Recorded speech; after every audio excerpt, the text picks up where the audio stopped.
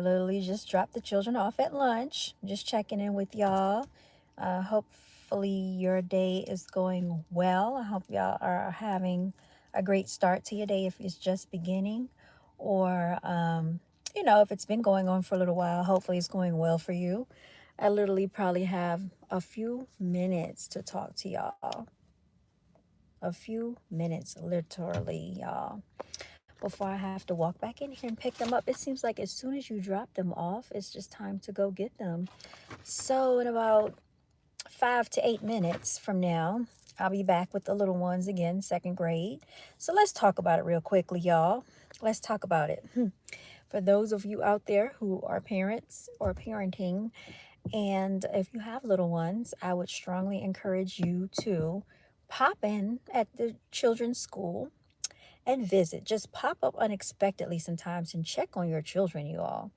If you really believe in your children, you really believe that children are the future, you really care about your children, their well being, and their education, pop up at their school. See what they're doing in class. See if they're participating, if they're playing, if they're not doing their work. Because this is going to be the telltale signs of what's a reflection of what's going on at home. If your children are in second grade and cannot read and cannot write, which has been an issue now, I've been talking about this for the last 2 years, and it's the consensus across the board, y'all. Please pay attention to what's going on with your children. It is not solely the responsibility of your child's teacher to teach them everything. So, for instance, your child should know how to formulate proper structure of their letters by the time they're in second grade. They also should know how to write correctly their numbers. They shouldn't be drawing backwards threes, backwards nines that look like peas in second grade, y'all. I don't know what's going on, but workbooks are at the Dollar Tree for $1. $1.25 is all it takes to invest into your children's education. Flashcards are $1.25 at the dollar store. Please don't say that you cannot afford these items because y'all afford everything else, right? You afford iPads, you afford Jordans, you afford cell phones, Apple iPhones for children that cannot read, electronic devices for children that cannot read and write, cannot add. We need to spend these things where it really matters, right? And one thing I would strongly suggest is to get the children off of all of these devices when they come home from school because people want to use devices to babysit their children. That is not helping them, and they're not learning anything from that but a distractions and behaviors that cause them to exhibit distractions in class, right? So when they get in class, they're not interested in reading. A lot of them act like it is a task, just a challenge, just to read simple things that they need to read for their classroom assignments. So we really need to focus in on education. It is a very prevalent thing that is lacking here in America. And I hate to say that, and I hate that that's the issue, but that is the actual situation that's going on here. Children can't read, children can't write, children can't add, children can't do math. Basic math at that. And I don't know what's going to happen if you're in second grade getting pushed to third grade and you can't read and write.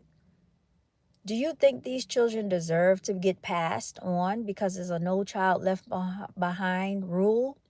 Because if they're going to second and third grade without being able to read and write, what's going to happen when they get to fifth and sixth grade, middle school, high school? Are they going to keep just passing them on?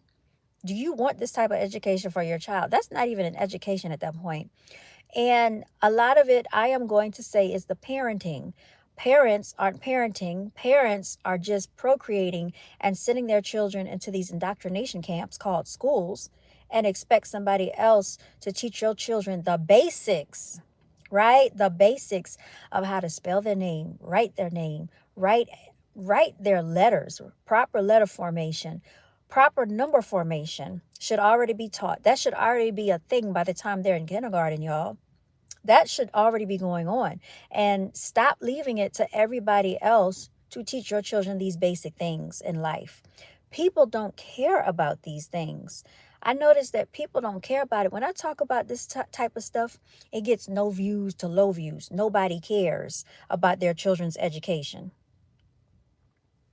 We're not talking about Jesus, okay? We're talking about these children that can't read and write, and because of the parents are not parenting. Jesus is not teaching these children how to read and write, Mr. Bapazila. So Jesus being king has nothing to do with this right now. Jesus is not going to come down and take the pen out of their hand and write the proper letters for them so they can spell. It's not, Jesus is not going to come from the clouds in the sky and teach them how to formulate letters and sentence structure. Gotta go. My time is up because that is my time. I'm going to go in here a few minutes early so I can pick them up from lunch. And then what are we going to do next? We have, oh, they're going to recess. That's probably their favorite time of the day, getting some sunlight, which they need. It is pretty decent out here. We have the sun shining, we have the wind blowing, and so they probably need a breather right now because I really let them know. I said, y'all got to do better when you're going home. It should not be all of this playing. Because I can tell the people that are trying and the ones that are not. And I can tell the parents that care versus the ones that are not putting any effort into their children. And it is really shameful because your children are a reflection of you.